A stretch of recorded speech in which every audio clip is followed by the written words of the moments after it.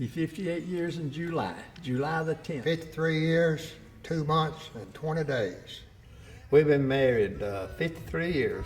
I've been married all my life. We'll be 53 years in May. March 18th, 1960. I forgot that one time.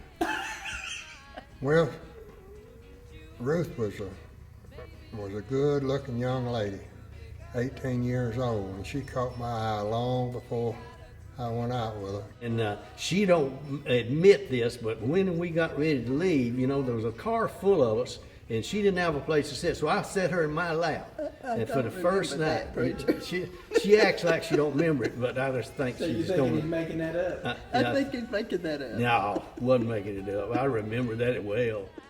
My good looks, I guess. Well, yeah, he was good looking. He had hair then. he was very polite and nice and good looking, and so. That and I was guess all- that uniform, you know. That was kind all of- a put up. Uniform. The boys all get in one car and the girls in another. And I wouldn't have that hardly. I just sort of eased on out, went over and got in the car with all the girls. 'Cause that's who I wanted to go bowling with, not the boys. She was a beautiful girl, and she sort of stole my heart away. But One thing that attracted me to her, she was a cute little old gal back when she was 18 years old.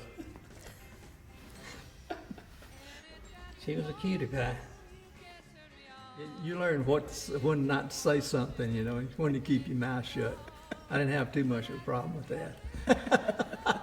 I didn't learn it quite as early as I should have, but I learned to quit nagging, to pick up clothes, to do this, to do. Specifically to men, Brother Charles, what would you say would be good advice for men from a man who's been married all these years? What would you say is good advice to tell a man what not to do?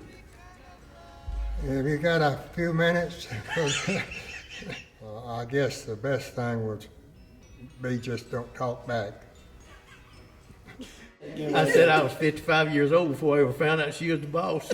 I don't think anybody should hold a grudge against their mate.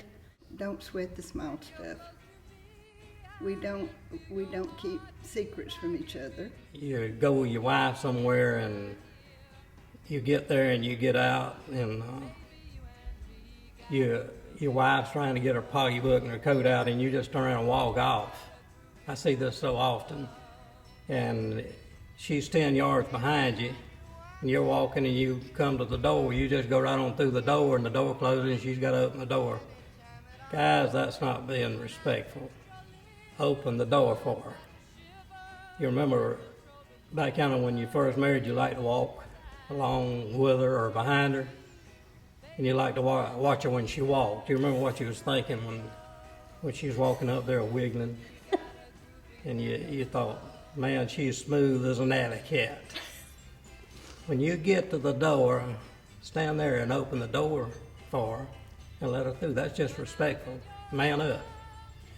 When I get mad at him for something, I have to watch my tongue and not say things that I really don't mean. And I think that's helped me a lot, not to say things that I don't mean. And I didn't want to hurt his feelings by saying things. Then driving, okay? Now coming on over here, you get too close. I said, well, now you asked me to drive, so you leave me alone. I'm driving, okay? And if you want to drive, that's fine. You do it. You behave. But anyway, I mean, it's little trivial things like that, you know. And it kind of bugs me at times when I constantly over and over stuff like that. But here again, you know, it all works out, I guess, because next time I let her drive. During the time that, you know, her hormones get all out of whack and she gets all bent out of shape, and you come home and you open the door and there she sits, and don't say, what's the matter with you? These occasions, bring her flowers. That always works. Hey, first thing she's gonna do, she's gonna choke up, and then she's gonna settle down, and in a little bit she'll be purring like a kitten. Remember that, guys. That always works.